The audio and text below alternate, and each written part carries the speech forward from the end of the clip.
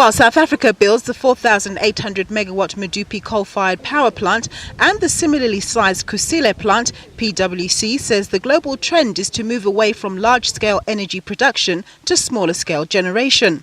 The main influences of this shift include technological advances, climate change, resource scarcity and increasing urbanization. My personal belief is because the technology is moving that fast, not maybe in 10 years, but maybe in 20 or 30 years, we will all be so self-sufficient in our electricity production.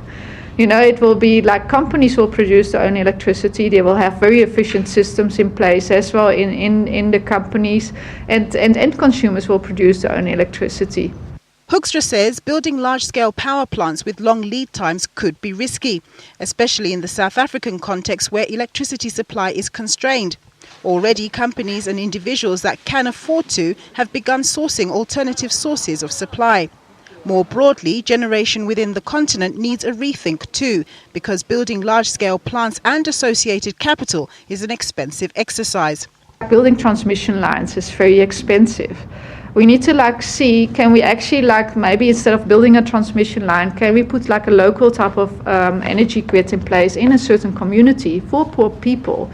That can produce electricity, and it might be cheaper than building a transmission line and getting people connected to the grid.